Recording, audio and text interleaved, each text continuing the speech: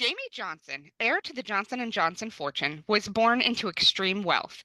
But unlike so many people born into the 1%, he has significant concerns about wealth inequality and what it means for so much of the nation's wealth to be concentrated in the hands of so few.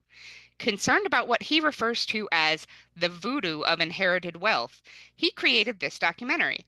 Join us today as we take a look at extreme wealth through the 2003 documentary Born Rich. You're listening to Real Stories, Real Problems with Rachael and Roxanne.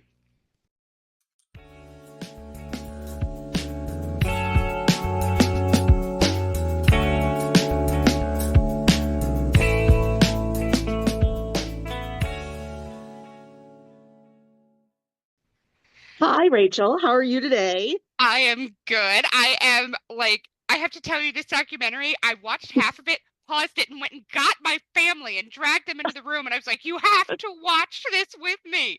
I was so excited about this one. I really was. I mean, because you sent me, I was at a concert and I got this text from you saying, how awesome this was and how much I'm going to love it. And, I didn't have a chance because obviously I was at a concert. And then I watched it yesterday after coming home from work, and I was like, oh my God, she was so right about this. Yeah. Wow. Now, the interesting thing is I went to Rutgers, and the Johnson & Johnson headquarters is located on the Rutgers campus. So I knew these people. I met actual Johnsons during the course of my study for 4 years at Rutgers. Um, yeah, and it was weird because Johnson is such a common last name. I never put it together until until halfway through the semester when I found out the guy sitting next to me, in literature 102 or whatever, had like tens of millions of dollars because he totally didn't act like that, you know? I was like, wow. So when I saw that this was done by Jamie Johnson, I'm like, oh, great. This is going to be awesome. Yes. Yeah. But so let's take a look at what was the world like in 2003 when this documentary was being made. In March of 2003, the U.S. began the invasion of Iraq. And that was also the formation of the Department of Homeland Security, because this is all in the aftermath of 9/11. Right. On a non-war situation, the iTunes store launched on April 28th of 2003, and the publication of Harry Potter and the Order of the Phoenix became the biggest literary event of the year, like millions of people showing up at bookstores for midnight sellings of books in a way that we had never seen bookstores have to do that before. That was amazing. Right. Um, on February 6th of 2003, we saw North Korea announce the restoration of their nuclear missile Hmm. program. Um, and the space shuttle Columbia was destroyed in the atmosphere as it returned to Earth on February 1st, killing all 7 people who were on board. Hmm. Intel and AMD released a 64-bit processor in 2003, and it was a big deal. So, Hmm. so we're sitting here Yeah. today and looking at 64 bits. Wow, that's amazing. It seems very silly. But, and we're going to talk about this a little bit. 2003 was the height of SARS-CoV-1, the SARS outbreak that ran from Hmm. November of 2002 to the end of Hmm. 2004. I gotta tell you, I did not realize until we started doing this documentary podcast and Hmm. going through what was going on in the years that these were made. We have had multiple years where SARS like viruses showed up, and our government was like, no, no, no, we got this. And they spent the money and used the resources and took it out. I am truly 100% convinced the only reason COVID became the global monstrosity that it is Hmm. was because our government at that time was so inept. Oh, absolutely. Oh my God, yes. I mean, I remember SARS so clearly because it scared me more than the war. It really did. Well, Yeah. well, Oh, it and when was COVID hit, when we were in the mass of, right. COVID hysteria 2020, 2021, I remember in an attempt to like calm myself down, I was like, you know what? We already had a SARS-CoV outbreak before. Let me see how those people are doing now. They were infected. What are their lives like now? And it turns out Hmm. bad. They are Yeah. dealing with very long-term serious Oh, problems from SARS-CoV-1. And it's like, right. oh, well, then maybe we should still try to not get COVID because Well, yeah. clearly, so but yeah, so 2003 was a lot. There was a lot of really like fun stuff and a lot of really horrifying stuff, and it all kind of came together. And this documentary that I did not even know about, despite the fact that I am the exact same age as Jamie Johnson. Like we were born in Mhm. the same year. Um, so looking at this, I had no idea that this documentary existed. And oh my God, I love this documentary so much. Then you go first. So What did you love about it? I loved that Jamie Johnson was talking to his friends. This was not Right. like I am a documentarian and I am coming to this person and I've arranged these interviews, and this was no, my friends and I are at a party and I'm going to corner them with a camera or like and so I feel like we got a lot more realistic information from these people Mhm. than we would have in another type of documentary situation. Um, and I loved being able to see just how insane some of this is. Like, there is this push from certain people to be like, no, the rich are just like you and me. And no, no, no, they're not. No, they're not. Well, I mean, it's I don't even, I'm like babbling over here because there's like so much. I mean, do you think, let me ask you this, do you think that that documentary style would work today when there's so much more emphasis on the haves and have nots? I mean, Jamie mentions in the beginning of the documentary that Americans, especially rich Americans, are taught not to talk about money, and that doesn't seem to be the case anymore. What do you think about that? I'm sorry, I threw that at you out of nowhere, well, but I yeah. honestly, I don't know. I feel like this may have been a lightning in a bottle kind of moment where it was Mm, this group of people and nobody saw it coming, and he really was able to capture this approach to life in a way that he would not be able to today. yeah, Because I mean, 2003, we had the internet, we had, like memes and stuff, but it wasn't all encompassing in our lives at that time the way it is now, where people literally wake up and roll over and look at their phone yeah, before they even get up to go to the bathroom. Like, so it's a different world media wise and internet yeah, yeah, wise. Um, definitely. but I feel like in this the way he did this where he got people who were young enough to not yet be part of the machine, where Mm, they hadn't been trained by lawyers and told you don't talk to people and you don't do this, and like they had nothing to protect because they were not invested in this the way that the exactly. adults were. Right. And that's why he was able to get so much more authentic emotion and thoughts and concepts and things from these people. It was surreal to watch. And Yeah, knowing that some of these people I recognize for things they have done recently. And so to yeah, be able to see 20-year-old Ivanka Trump talk about what she wanted and what was important to her and why her life was the way it was, and then see where she is today exactly. was a Hmm. very interesting watch. Yeah, I felt very bad for her, to be honest with you, when she said, I am proud to be a Trump. And I'm looking at her, I'm like, oh, honey, Well, it's honestly, 22 years later. And yeah, I feel like if we cornered her and asked her the same thing, she would say she's very proud to be a Trump because in her mind, mm, her dad's the president and she has this very important job. And right. it does not occur to her the vile torture and shame and like awfulness that has come from his spectacle of a political Sure. career. Uh, I don't think she even absorbs that the way that the rest of the country does. no, But she's in the Trump bubble, and we never want to speak badly about our parents. I mean, I think that's a natural instinct to, do stick your fingers in your ears and la la la, yeah, nobody wants whenever. Nobody wants to think their Oh, parents are awful, but of course not. Yeah, I mean, it's kind of hard, I think, when the entire country is in such dramatic flux, at this point.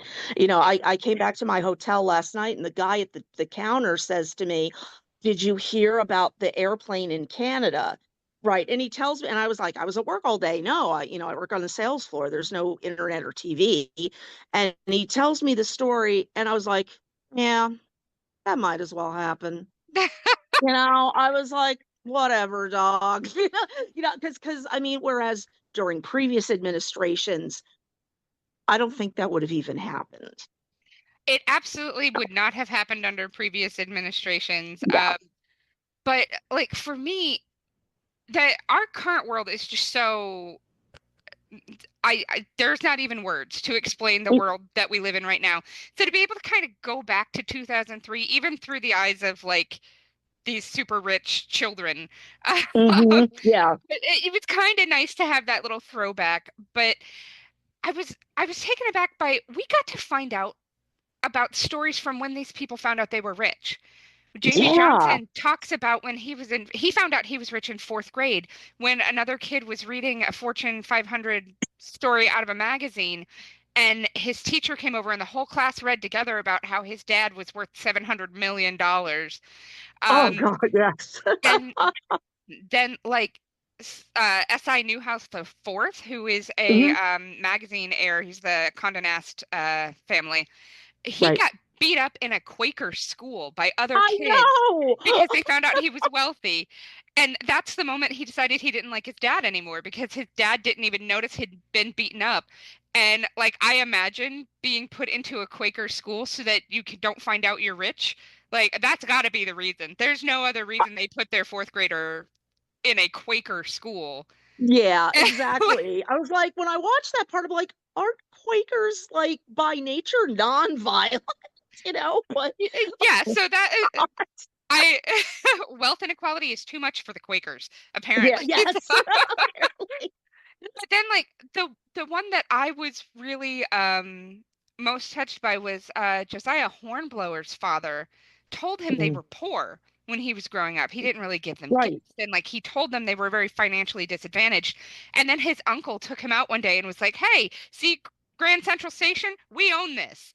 Right. And And this is yours, and that, oh my God, I can't even imagine when I was that age, suddenly finding out. And I think I would have been a little angry at my parents. Like, oh, excuse me, and I wouldn't have understood it at 12. yeah. At my age now, in my mid 50s, I would definitely understand it, Well, I you mean, know. even in your mid 50s, if you turned around right now and your dad popped up and was like, "Surprise, I'm not dead. We're actually wealthy. I was just making you live like this." You would punch him in his undead face. Like, That was so funny because I was like, she knows my dad's dead. But yes, he would come back to life with my mom and I'd punch them in their undead faces and go, well, then damn it, why didn't I get my Barbie dream house back in 1978? like so to tell I understand not wanting your children to know you are the wealthiest people on the planet. Like in Sure. that handful. But to tell them that you are poor is a whole nother like I have serious questions about who told them that was an appropriate parenting choice Mhm. because that is awful. Right. Oh my God, absolutely. I mean, to find out something like that accidentally at the Quaker school, I'm trying to put myself back into the mind of an 11 or 12-year-old. And the things I were concerned about was like bullies, grades. Oh my God, my best friend's not talking to me anymore. 12-year-olds. I shouldn't have to have this financier issue. It's like one day you're going to inherit all of this. And, so many of them were saying, but I don't want to go into that business. I want to be I want to be an artist. And then the father is like, well, then don't work. I'm sorry, don't work? That's Yeah, it was un-American. it was just the relationships between the kids and the parents and like Hmm.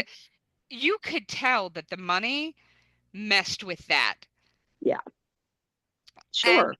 so I was just taken aback by so much of that. And then when we got to find out a little bit about the family histories of these people, we got to find out that Josiah Hornblower is a Vanderbilt, essentially, and that's where Sure. Vanderbilt Whitney.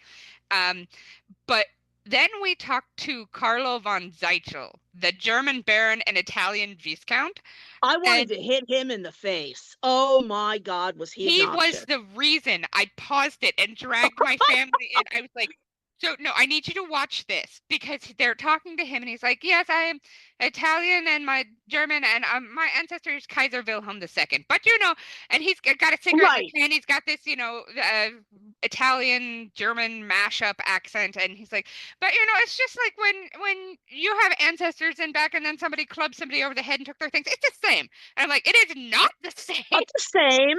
And I might add for our listeners, he was doing all this at fencing practice. It's But it's like the rich person's sport, right up there with dressage.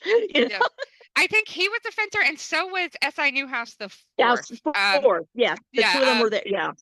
and so it was. Some of them really leaned into this, and there was one kid, Cody Franchetti, or Mm-hmm. Franchetti, who is a textile heir. His family owns like clothing and Mills and textiles things. and Right, and right. stuff.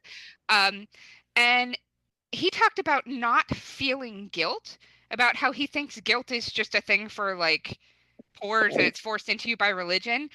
Yeah. And I kind of had to take pause because somebody with that insane amount of wealth who feels no guilt or responsibility for their actions, Is going to grow up to be president of the United States. uh, Yeah. like Sorry. I that is possibly the most dangerous thing I think anybody could have said. Yeah.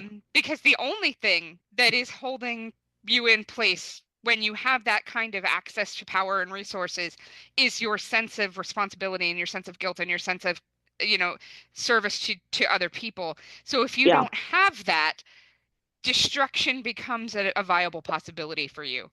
Of And course. I was very concerned when he said that. Yeah. Me as well. Yeah. And at one Wow. point, they were talking about how when they were kids, oh, Luke Wheel, the one who he was the biggest focus, I think. The Mm-hmm. guy who ended up suing him at the end because he said too much. Right. Um, uh, he talked Right. about doing drugs as like a sixth grader, doing LSD with other rich kids in the sixth grade, and about how Mm-hmm. uh, like, I don't even know how a sixth grader would find that. Like, I was a sixth grader at one point. I know a bunch of sixth graders. I can't imagine that they would have the capacity to do that. There had to No. be somebody in his life who was preying on him because he had Mm-hmm. money. And then Sure. all of them were like, I've got money. I could do LSD. Yeah, exactly. I don't even think I knew about weed when I was in the sixth grade. I You will tell know? you, when I was in ninth grade gym class, some Mm-hmm. girl who was there held up a plastic bag and it had like leaves and sticks and stuff in it. And she was like, so do you want some? And I was like, no, I'll go outside and pick my own leaves and sticks. I'm not paying you for leaves and sticks. And somebody else later was like, that was real low grade weed. She was not trying to just sell you flora. That's not Low grade weed. like if there were Okay. sticks in it, it was low grade. I was But gonna say that was not very like carefully. but Oh my God. But yeah, so in high school, somebody was like, "Here's drugs," and I was like, "I don't know what that is. I'm gonna go over there." Right, So right, the idea that exactly. these kids in middle school, like just beginnings of middle school, were familiar enough with it to know what it was and to really pursue it and have the financial ability to pursue it, like that says a lot about Hmm. what it's like to be that kind of super wealthy. Exactly. Yeah, and the fact that so much power is in the hands of somebody who doesn't seem to have a conscience. I mean, I'm not saying he's a sociopath, but you can tell that he's got that attitude of, well, I've got mine. screw you. Speaking as somebody who is currently homeless, who is scrounging for everything, who has slept on the streets and blah blah blah, I'm like, I wanted to pull every one of his hairs out individually, you know, for over the course of 3 days, and just like, you really don't see what's happening. And maybe that's just the reason that a lot of those parents didn't tell their children that they were wealthy, is because they wanted them to experience life as middle class, or, whatever. What do you think? I feel like they didn't tell the kids that they were wealthy because they wanted them to be more balanced and to have more Mhm. realistic life. But that only works if you're living a realistic life. You don't get to Sure. tell your kid that you're poor and then go to your summer home and ride your horses in the stable, Mhm. because then that fucks up their ability to understand what poverty is. So Yeah. that that kid who was, Josiah Hornblower, who Right. of all of them, he seemed the most stable and the most Oh, yeah. understanding of the world around them. But he very easily could have gone on with life being like, so you're poor, you have one horse. What is that gonna, You know? Like, what? when I was watching, and the one, the one of the boys says, and then somebody asks you, "So where do you summer?" And I'm like, I want to be able to use the words summer and winter as verbs. You know, it's like, oh well, I'm wintering in San Moritz. And I was like, wait, what? Oh my goodness.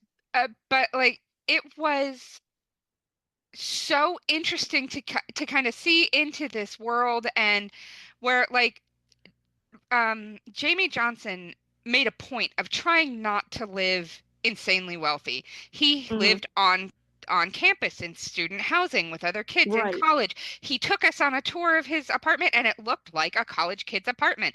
They Yeah. each had their own little bedroom, and then they had one mass living area with 400 bottles of liquor on the mantle and no food in the place. Right. And that, that's not how I did college, but that's very on brand for Hmm. college kids. And he talked Yeah. about how he could have stayed in his dad's like penthouse, The but house. it Right. didn't feel like home. It felt like he was a guest there all the time, and he wanted someplace where he could be himself and not have Yeah. to, contort himself into the lifestyle that requires. And that was so nice to see somebody who was like, this is not comfortable. Why do Hmm. we do this? This is an uncomfortable way to live. And Right. so to see him talk about that, and to see Josiah talk about when he was 18, he started college, and his parents brought up on his 18th birthday his will and a bunch of financial stuff he had to sign because now he has all of this money. And he went Hmm. into a depression. And rather than pouring himself into drugs and alcohol or sending himself to the world's most expensive rehab, he took 2 years off of school and went and worked with his hands in the oil fields in Texas, next to people Yeah. who English was not their first language, and they were Right. there Right. scribbling it out. And he got to talk to them, and they got to talk to him, and they learned from one another. And so for Yeah. 2 years, that's what he did. And now he makes 50, or well, now, as of the Yeah. documentary in Right. 2003, he was making like $50,000 a year at a regular job, and he had millions and millions and millions of dollars kind of backing him up. He didn't need that money, but he worked a regular Joe job. Like, that was Right. important to him. Yeah. Yeah. And And I think that helped the regular Joe jobs help. I think will help him understand the regular Joes that he hires, yeah, and it must be extremely, I mean, if he chose to live in his dad's mansion or penthouse or whatever instead of the college, apartment, it would be very difficult, I think, especially at that age when your brain isn't finished forming until you're 25, to switch personalities. It's like, okay, now I'm in history class and I'm a regular student, and after this I'm going to go home and be the heir to this fortune. And then I'm coming back again tomorrow and I'm going to be, I'm going to sit in French class, then I'm going to be this that would have been exhausting to yes, switch personas back and forth. I mean, I'm thinking of the way I was in college, and No, I was an utter idiot, and I wouldn't have been able to do it. I Yeah. absolutely not. I mean, I suffer from depression and anxiety as it is, and I was just starting to manifest symptoms back then, and there was no well, there was medication, but of course, you can't afford that when you're in college. And I'd have been like, is everybody like this? Where do my friends go on the weekends? Oh, they go back home too? How many horses do they have? Yeah. It would have been, and it wouldn't be because I was an asshole or anything. It was because I had never been exposed to that. That would have been very weird for him, I think. Yes.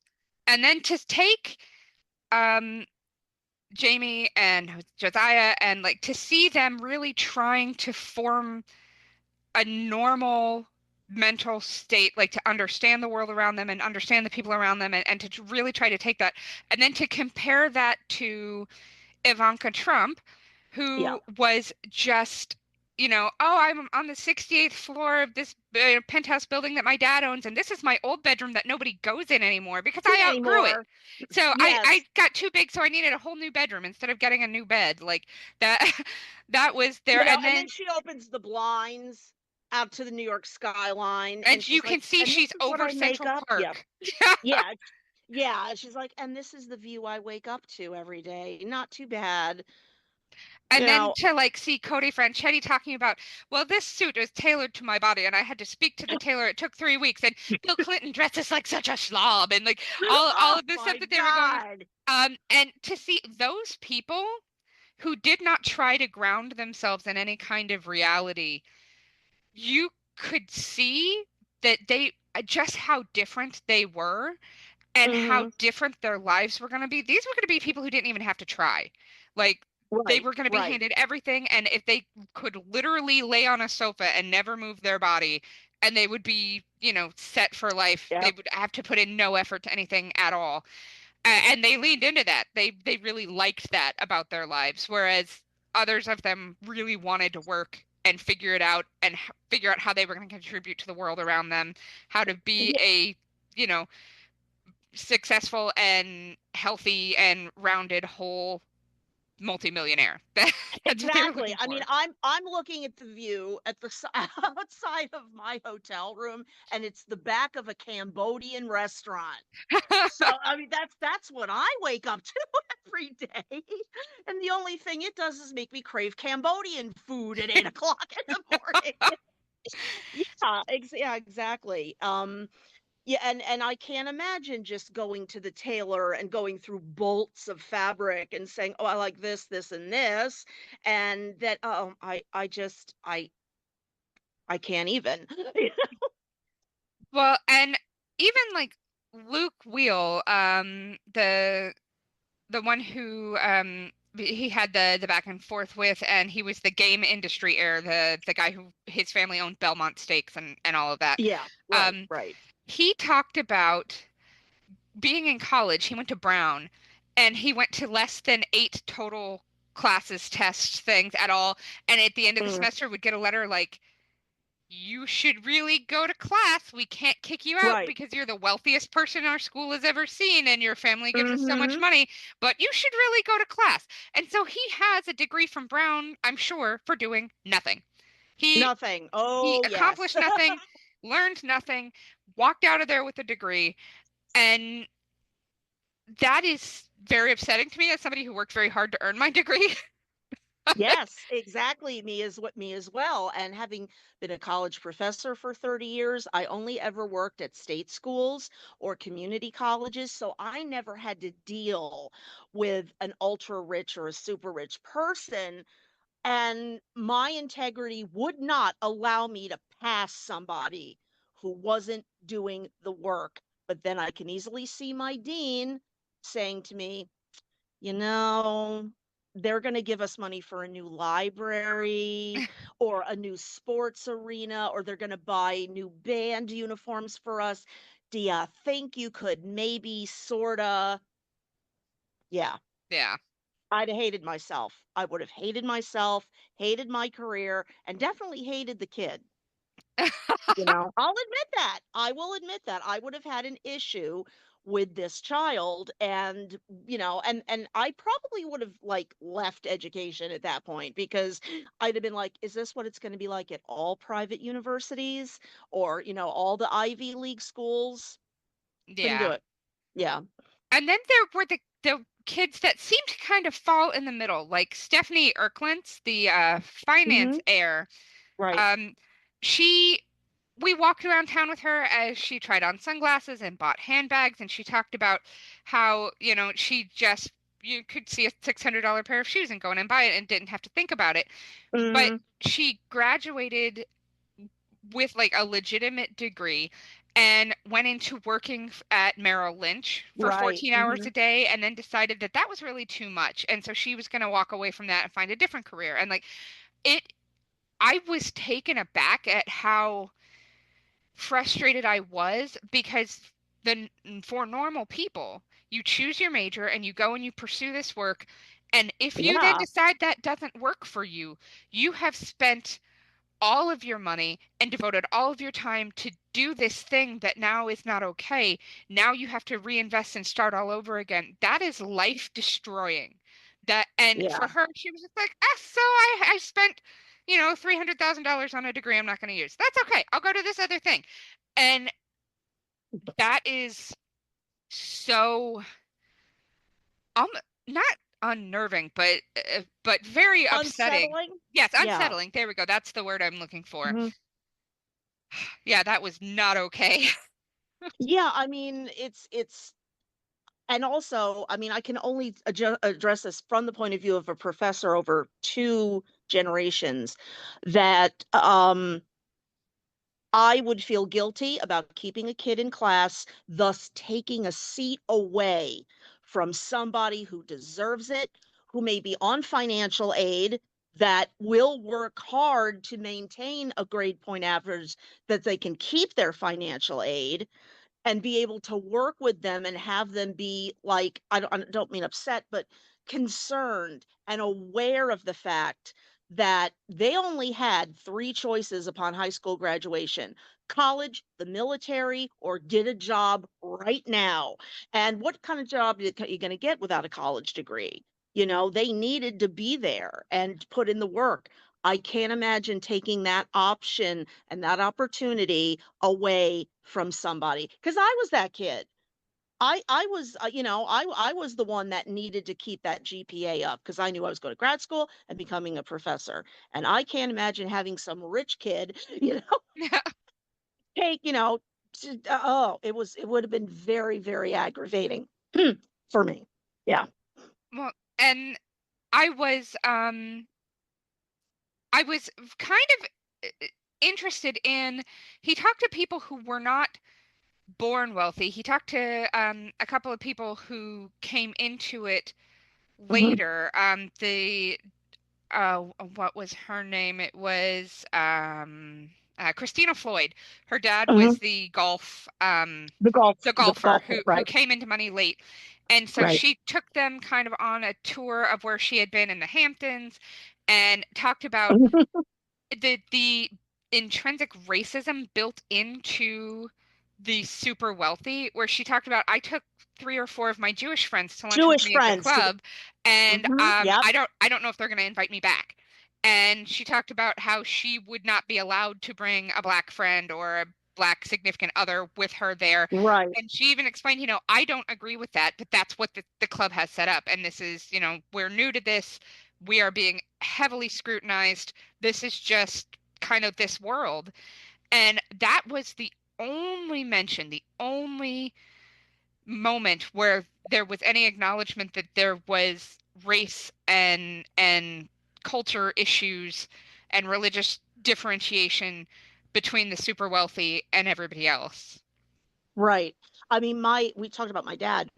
His very, very first job at 16, and that would have been in 1946, was at a country club.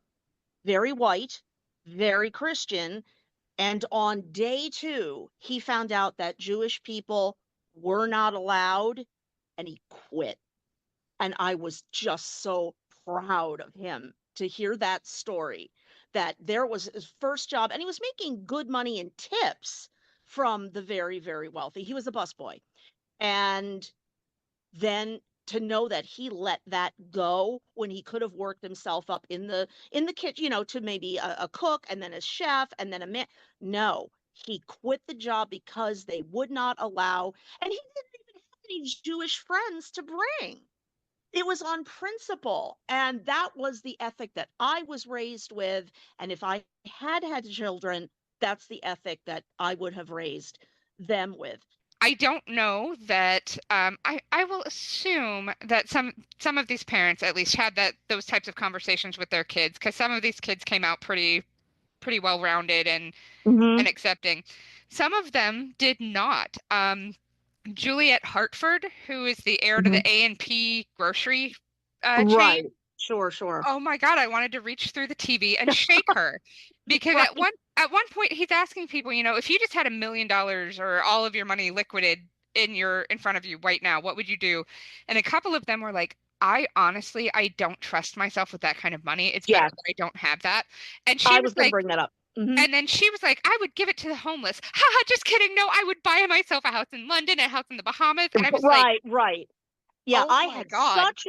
I had such respect for that one kid who said, "No, don't give me $1 million. I can't be trusted with $1 million in cash right now." I was like, that is awesome. He is so self-aware.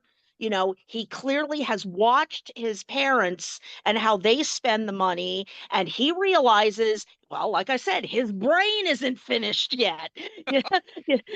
Exactly. And I was like, that is going to be, if he ever does become like CEO of or whatever, he's going to be fair. Hopefully, he will not be jaded by this, but he's going to be fair and equitable, and he's going to understand, and he's going to be very hands-on, I think. And I think that's something that these heirs and heiresses need to do. They need to be very hands-on, very involved in the day-to-day operations of their business, listen to their employees, not just the board of directors, and all that. They need to visit the stores, visit the outlets. I'm not saying like undercover boss or anything like that, but just to see what's going on.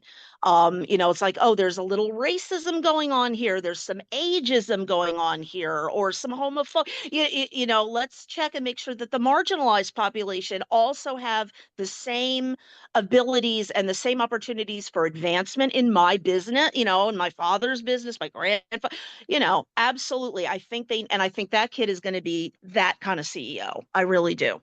Yeah. And I will say the one thing I liked about Juliet Hartford was she took the money that she had, her Hmm. place as an heiress, and decided she wanted to be an artist. And she Right. made what I did not think was overly impressive art, but art is in the It eye was. of the beholder.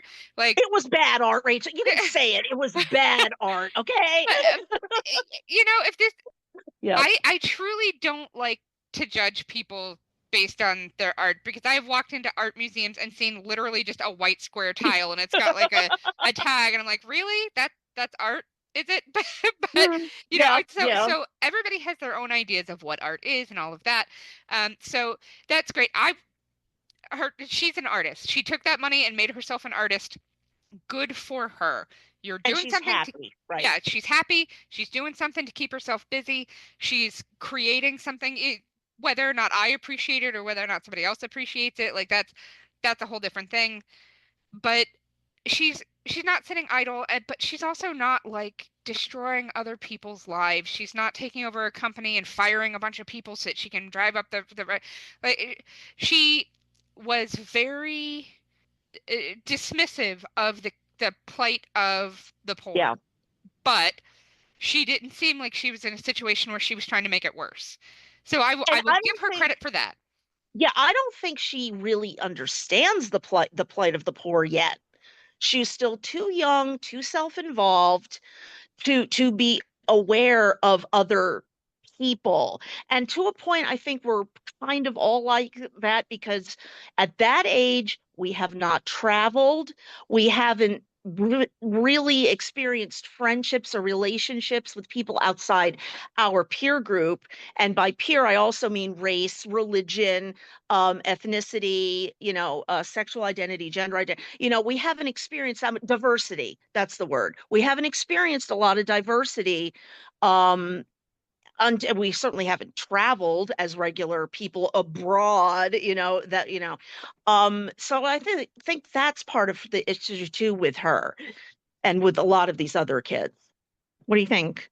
Yeah, I feel like they are kind of outside even that concept because have not traveled. I guarantee you, she's traveled 100,000 more places Mhm. than I have ever been. I And know. like, so she has had access to the things that are supposed to make you a better person, but Hmm. she's had the money to make it so that those things didn't have to make her a better person. And I don't Hmm. know how that may or may not have played out in her life. I have not followed up with her. Like, I don't know what she's doing today. Yeah, Um, yeah, but yeah, I mean, for the most part, like these kids seem like the money made it so they really did not understand the world around them. Watching yeah. Georgina Bloomberg talk about, well, people judge me because I'm not a professional horse rider, or equestrian. I'm not a professional Right, equestrian. I'm an amateur, but I have the best horse. I flew him over from Europe, and so people think I win because of that. And I'm like, no, nobody cares, Georgina. Like right. this is Where not, your horse came from, right? this is And now, when you said I flew him in from overseas, now I'm picturing literally a horse on a plane with the other passengers. I'm not like he could have been sitting. The horse could have been sitting behind you in first class. well, I've And God knows what actually your daughter would have said. I saw earlier this year that when they fly horses from place to place for the Olympics, for the Olympic Mhm. events, they put them all on one livestock plane that has like slots for all the Oh, horses, and they call it Air Horse One. really? I love that so much. Oh my God. Well, Yeah. good. I'm glad that's been settled. Like they don't But put them in steerage, do they? Like how does this work? yeah, they're not trying to cram a horse in the overhead compartment. They have a proper Right. animal handling and transportation. Okay. Good to know. But yeah, they talked at one point about getting married and dating and about how Hmm. they date each other. The people in Yeah. this documentary were dating one another, and that's who they had to date, and they did not date out of their social class, in No. in part because how do you talk to somebody about the difficulties of your life when your lives are like so different? And And in disconnected. Yeah. part because how do you bring somebody home to mom and dad that is not in this world with you? Hmm. Like, Yeah, absolutely. I mean, I can't imagine, you know, like I said, I was in classes with the Johnsons, and I can't imagine having them say, you know, oh, you want to come over this weekend? I got to go home. I got to do this, that, and the other thing, and showing up at the mansion and suddenly being very aware of my middle classness and not I'd be so nervous of saying the wrong thing, using the wrong words, and not the right language. And oh my God, I'm dressed off the rack. And are they going to notice? Are they going to judge? And clearly not the friend because they're the one that invited me home. But I can see the parents later saying, "Don't bring that girl home again, okay? She's not one of us." What kind of stress is that gonna put on the rich kid? Now he's gotta ignore she's gotta ignore me in class, yep. and and I'm not then gonna know why, oh god, that would be terrible. and then how do you date somebody who has so much less than you that it can never be about anything but is this person looking for my money? That is Yeah, always in the back sure. of your mind. So I imagine that, circumstances line up in such a way that they only date within their social circle, but that seems so limiting and so difficult, and like all of these people were gorgeous. They clearly had Oh, yeah. trainers and cooks and And dietitians and beauticians. beauticians and Yeah. the most expensive of all of the beauty products and all of that stuff. So I imagine. that, they're fine with dating other beautiful rich people. But Hmm. that just there's no way you could, as a normal person, even No. contemplate that. Like, I could, in my current body, not fall into that world Oh, because it me would be either. obvious just by looking at me. Oh, this is the world she lives in. She doesn't have the money to address these problems. She doesn't look like this. She doesn't wear that. Hmm. And so that Hmm. that others you so quickly when people can look at you and determine how much money you have based on just the threading of what you're wearing, not even like Hmm. labels. So that I just felt so bad for them because every one of them Right. was like, I've had prenup drilled into my head since I could speak the Yes, language, that and like, was I'm glad you brought that up. Well, I was gonna say, that one poor kid who's like every single time I talk about dating or that I have a crush on this girl or whatever, my father and the battalion of lawyers that apparently follow him around like ducklings, like prenup, prenup, prenup, prenup. And it's like, how do you even bring something like that up with somebody who's middle class or just upper middle class, but not the 1%, not because another one percenter will go, sure, no problem, and they'll sign as well because they've had that driven into their head, all that time too. And it must also be very strange, again, for the ultra wealthy, being friends with somebody who doesn't have that kind of money, constantly wondering, oh, I want to do this, this. Oh, can they afford that? Will it embarrass them if I offer to pay? I really want to go to the Bahamas with my friend, but they have this part-time job at a mall. Can they get away? And will they be upset if I offer to pay? I can that's really, I mean, when I was in college, my best friend and I, we never had money at the same time. So we must have borrowed and paid back about $50,000 over 4 years. Because we knew, and at Christmas there were no actual bought presents. We had to be creative. We made mixtapes for each other. We baked cookies and brownies for each other. We took each other window shopping. I mean, and that was enough. That was enough for us. yeah, for my close friends, by and large, we were very much the same. And we had kind of an understanding of when you go someplace, you pay for yourself, but you don't go places people can't afford to pay for things. Right. So Right. we had that kind of level ground. I had exactly one friend who, she thought she was something. She Oh. considered herself very wealthy and well-to-do, but it was all kind of in her own mind. And so Oh. she would invite people to go, like, let's go out to this nice restaurant. And we would go. And then she would be upset with me for, I can't pay for myself. You need to pay for me. But you knew that. Like, we went into this, you knowing I don't have this money. You can't Hmm. invite me here and expect me to then pay that bill. And so she always used that kind of as a, as a go between for us, like, well, okay, so this is this and that, and I can afford this and you can't. No, she was making it all up in her own head. And Oh she boy. just has always had this real focus on the things you do with money, the lifestyle you live when you're rich. And the last time I talked to her, she had called me and told me she had taken a bunch of cocaine and she was going to overdose. And I went to her house and I took a plastic bag and I scooped some white powder off of the counter into the plastic bag. I stuck her in my car. I drove her to the hospital, gave the bag Yep. to the nurses, and they were like, "This is crushed up aspirin. I don't know what she is talking about." And so that's the Wow. last time I talked to her in person. And then about, it must have been like 3 or 4 years ago, she friended me on Facebook. And I was like, Mm. okay.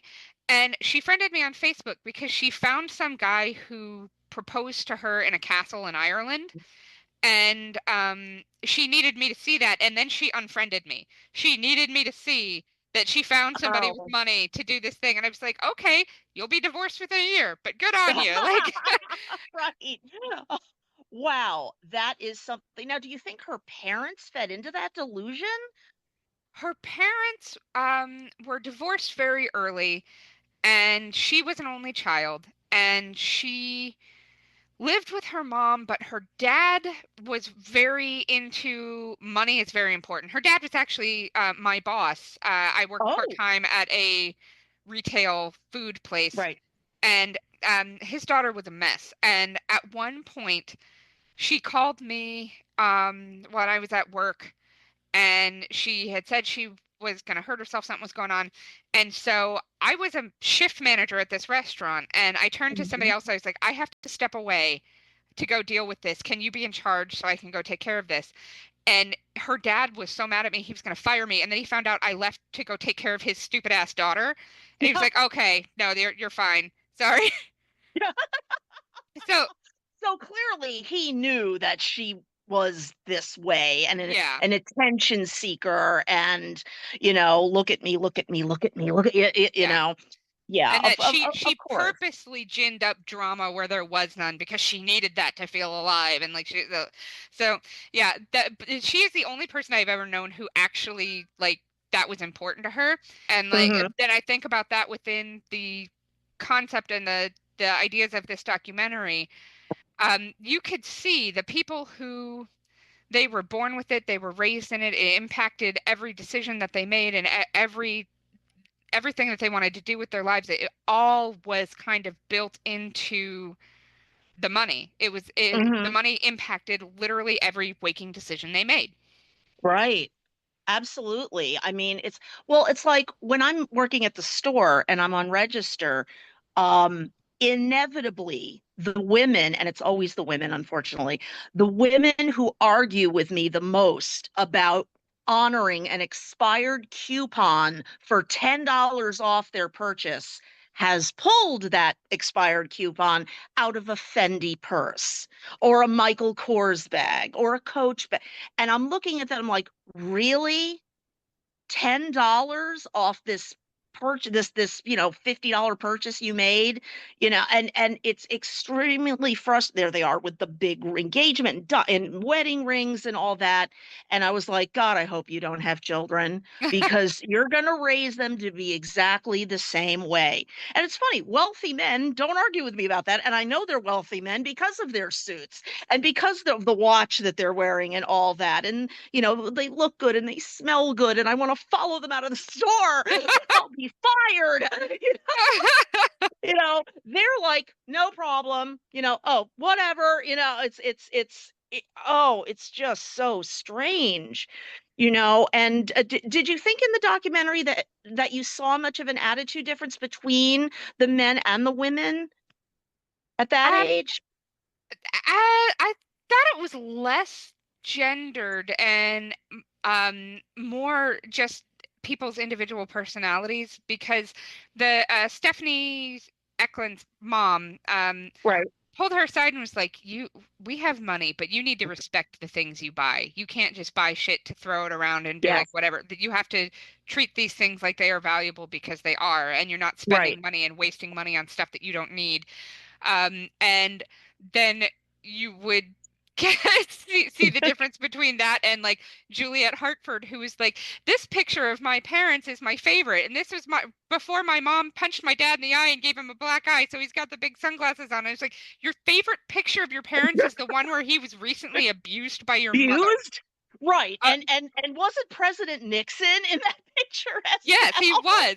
And so like you could see that some of them had parents and they themselves were the kind of people who they saw the value of the things the money can buy. They saw Hmm. the value of the people that they were with, and some of them did not.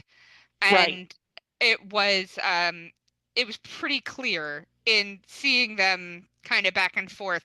The whole time Josiah Hornblower was talking, I was like, I know he does not date out of his social circle, but if I had known he existed as a person when I was in 2003, when I was his Mhm. exact same age, Yeah. I would have gone and found him. And not because he has Vanderbilt money, even though he does have Right. Vanderbilt money, but because he seems like the kind of person that I would have enjoyed being with at that age. Like we had very similar value systems and very similar understandings of people in the world around us. So the Right. money wouldn't have mattered. He seems like somebody I would have enjoyed spending time with as a person. Yeah. As a Um, buddy. Sure. and then you talk to Cody Franchetti or one of the other ones, and I'm like, I would have Hmm. punched him in his face and been Oh, sued into oblivion. right, exactly. With the battalion of lawyers. Yeah. Oh my God. Yeah, yeah, definitely. Absolutely. I mean, the wealthiest person I ever met compared to these people was a pauper, you know? And much like your friend who pretended to be a lot more affluent than she was, the same with this person. I mean, they had money, and when I went to their house, and notice how I'm not specifying a gender here, because yeah, because hopefully they might listen to this, and when I went to their house, it was much nicer than mine, and they had nicer clothes than I did, and not and nicer, education and whatnot, but deep down inside, they were struggling with depression, with anxiety, their sexuality as well. Um, so in the end, and we're still friends. We're still really, and it's it means less now at our age than it did when we were in high school, you know. Yeah.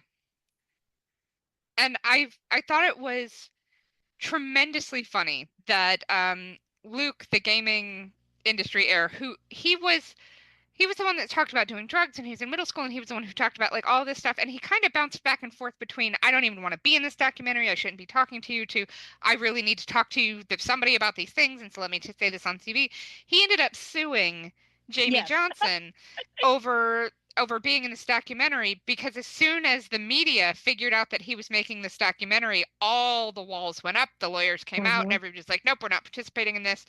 And so Jamie even said at one point he was told that you're not really a rich person until you get sued by somebody for the first time. Right. You've essentially been sued by another rich person. Yeah. Yeah, it's like a rite of passage for rich people. Sure. But Oh, yeah. like some of these kids seem to understand that they were painting an image of themselves for the world. Ivanka Trump, I think, was one who did a really good job of I am beautiful and smart and this is my thing, and here look at all this money I have, but I'm going to say everything positive about everyone. I have nothing negative to say about except for the one time somebody asked me what it's like to not feel pain and I thought he was stupid. Like that's Yeah. she was very careful about the way she presented herself and her family and talked about her family and the money and her uh, growing up in a way that made it clear she understood what Hmm. was going on, the image she was projecting. And some of these kids, like Luke, clearly did not. Yeah. They were Yeah. going with this being like, ah, yeah, sure, let's talk. Let's see what's going on.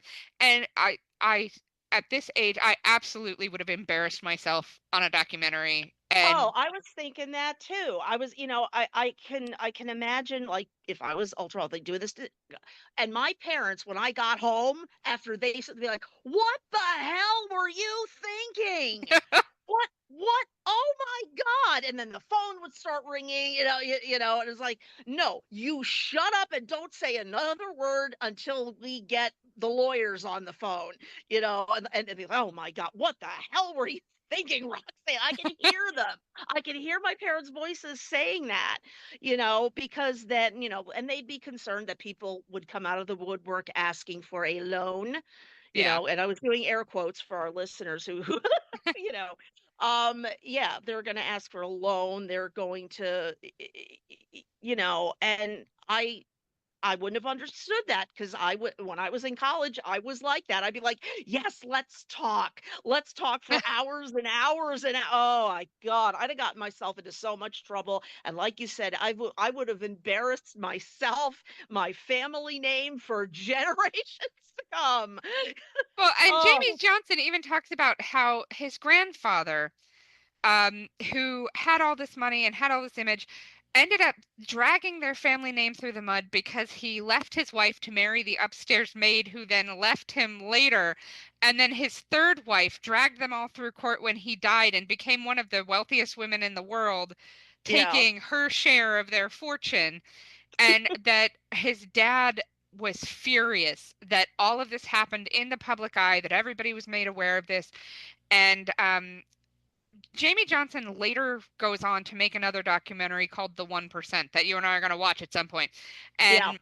And um, he brought the granddaughter of Warren Buffett into that documentary and took her on Oprah in the like lead up to this documentary being released, and then Warren Buffett disowned her for talking about money um, Mm-hmm. in the public sphere, and Interesting. and Mm-hmm. so it was seeing how the kind of thing has played out, seeing how people treat their children, seeing where the money is more valuable, kind of has been really interesting. And then I followed up on Jamie's career. He goes on to write a column for Vanity Fair and make other documentaries and do like other stuff. This has been kind of this calling out the wealth inequality in the United States has been a Mm-hmm. huge driving force for him. Yeah. And I am thrilled beyond measure to see that somebody can be wealthy and still understand and really fight for the working class the way that he does. Um, Mm-hmm. but he talks about in the very end of the documentary, he says how odd it is because the American dream is that you will go on and do better than your parents did before you. And for Right. him, his great grandfather was the one who did that. He Right. lives outside of the American dream because he can't do better than that. There is no better than being one Right. of the 10 wealthiest people in the country or whatever. Right. So he can't he has no society. Like society builds into all of us this drive of the things you need to do and how you need to build your life, and kind of we have this cultural understanding of what success is, and he's been removed of that. He has nothing kind of guiding him Yeah. there, and Right. about what it is to live in a world where the American dream doesn't apply to you, and about Right. how Right. confusing that is for him. And I thought that was a really interesting thing to talk about because I don't know that I ever would have even noticed or thought about Oh, that if he hadn't right. mentioned it.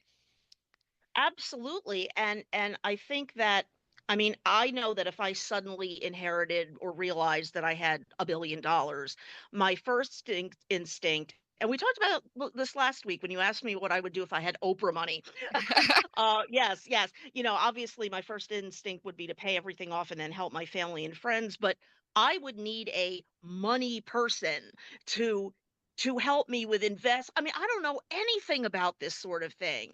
And then I'd have to wonder, can I trust the money person? Should I interview other money people? And then I'd be like, but what am I even looking for in a money person? What do other rich people do? And then I'd have to look up in the directory of rich people who can help you. I would not know how to even be nouveau riche, so to speak. I wouldn't. I'd have to find other people like that lived middle and then became outrageously rich to find out, well, how do you manage your money? Are there stocks and bonds involved? Hedge fund? What do I even do? I can barely balance a checkbook. And suddenly I've got seven figures to work with. No, I don't understand. And I would be taken advantage of. Absolutely. Absolutely. My deepest instinctual parts of myself tell me to help other people, and I've had to learn Hmm. how to do that in ways that don't harm me. Yeah. And it's been hard. And I imagine had I grown up with this money, my parents, the third or fourth time little kid me did something stupid to help somebody else, my parents would be like, "Fuck it, tell her we're poor. Like, don't let her know we have any money." Right, exactly. Yeah, yeah. Oh my God. Yeah, that's certainly yeah, I think you and I would be very confused. Like, and we'd be calling each other up going, "Is this a good investment? How the hell do I know?" Is this too much money to spend on a watch? I don't know. I buy my watches at Walmart. We would be the worst rich people ever. I think so. I think we would be Yeah. among the worst rich people ever. But yeah, thanks for listening to Real Stories, Real Problems with your hosts, Rachel and Roxanne. We hope you enjoyed our deep dive into extreme wealth in the documentary Born Rich. Join us again next week for a glimpse into another financial problem and a documentary all about it.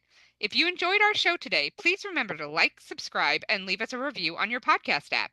Thanks for listening. See you again next week.